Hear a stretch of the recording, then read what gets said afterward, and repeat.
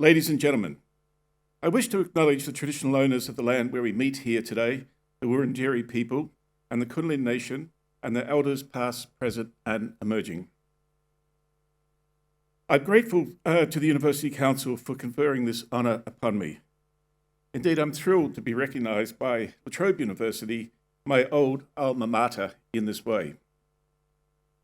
As someone who has earned 3 degrees from La Trobe, you can imagine that the university has played an enormous part in my life, and it still does. And I remain immensely grateful for all that La Trobe has given me. I feel it as the purest expression of what a university's purpose in society is for, why it exists, in other words. As my old teacher, Professor Eric Jones, my PhD supervisor, my mentor, and friend for many years used to say to me, La Trobe is a great value-adding institution.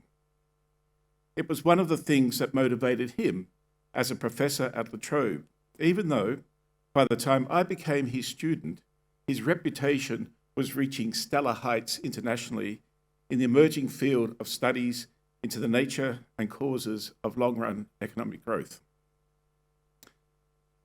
Then La Trobe did not attract the best and brightest students, nor the kids from the wealthy private schools. I suspect the same is probably largely true today.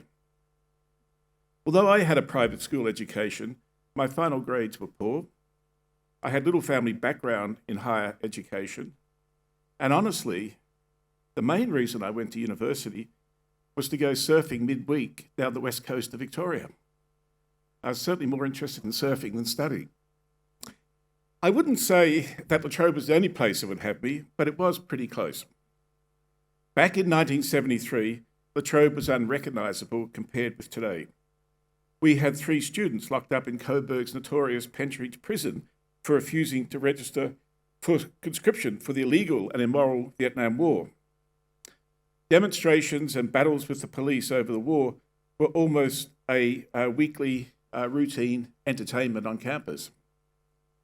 On my first day in campus, the South Vietnamese Prime Minister and I found ourselves barricaded in the Donald Whitehead Economics Building by burly Victorian policemen confronted by an angry mob of demonstrators. Somehow, I began to think, wow, if this is university, it may be way more interesting than surfing. Suddenly I realised that there was all this stuff going on which I had either the sketchiest idea or none at all. I chose economics and politics. The material my teachers had to work with was so poor, it's a credit to them that as I stand here today, they persevered with me.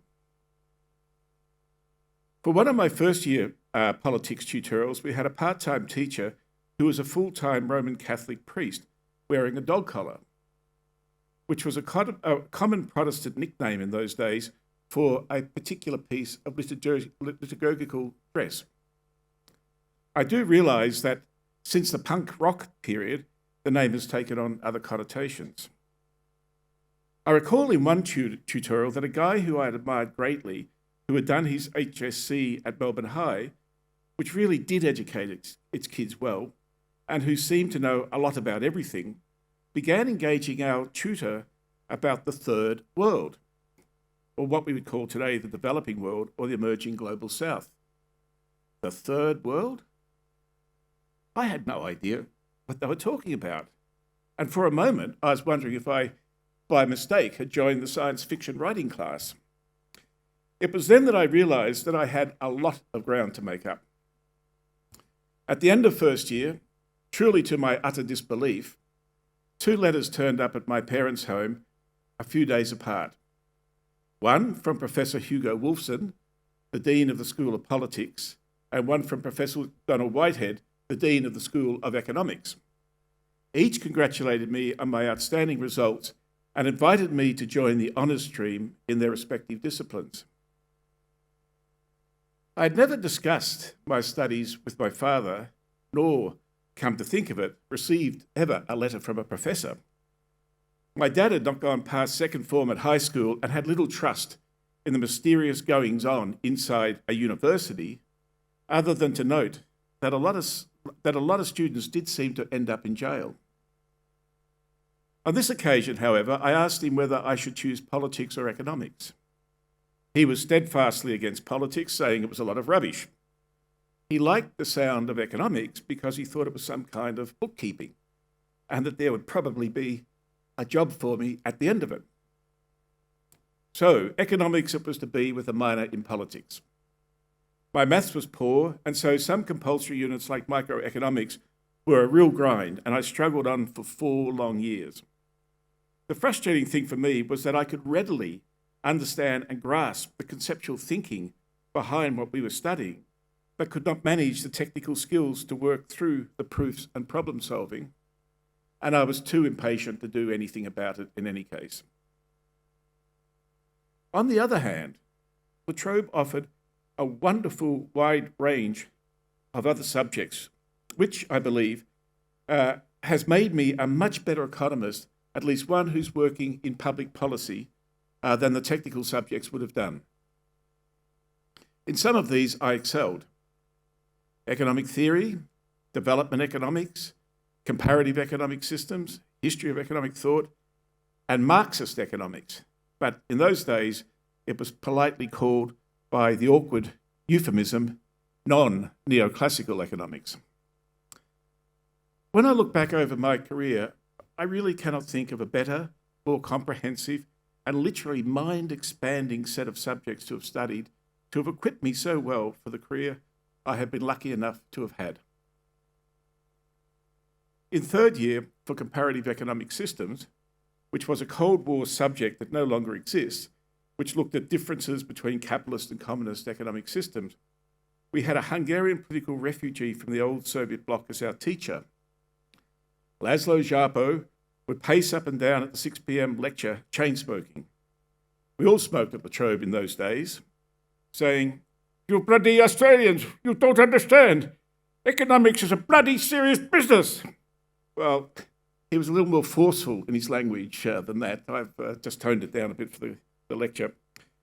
Some 13 years later, on the 4th of June 1989, as I watched the students and workers marching past my apartment to Tiananmen Square in Beijing and heard the gunfire and witnessed the ensuing chaos bring to an end a decade of economic reform, Laszlo Zsápó's words were playing over in my head. Economics is indeed a serious business. But in October that year, the Australian ambassador to Beijing, David Sadlier, an experienced diplomat, read a speech at the Hong Kong Press Club that I had written for him. It said that economic reform in China would continue. The Chinese Communist Party, I argued in the speech, simply had no choice. And so it was to be. At the time, however, the speech I had written caused shock and consternation in many capitals around the world. His colleagues from other embassies in Beijing sought an urgent explanation. How could it be that an ambassador from a Western country, one which itself was imposing sanctions on China to express its outrage over the murders of civilians by the military in Beijing, how could at the same time he be confident that reform would be resumed and economic growth continue? My prediction uttered by the ambassador turned out to be correct. Not because I was the brightest guy around, far from it. It was not because I had special access into the thinking of the Chinese leadership. I couldn't even speak Chinese. It was because La Trobe had given me an excellent education. It had taught me to think critically about economics, politics, and history. It enabled me to think about such matters free from dogma and free from ideology. In every respect, mine was truly an Enlightenment education. Today, dogma and ideology are too prevalent in media and public policy. I sincerely believe that Australia would not have stumbled into the mess it now finds itself in China had calmer, more rational views been heard. Thank you.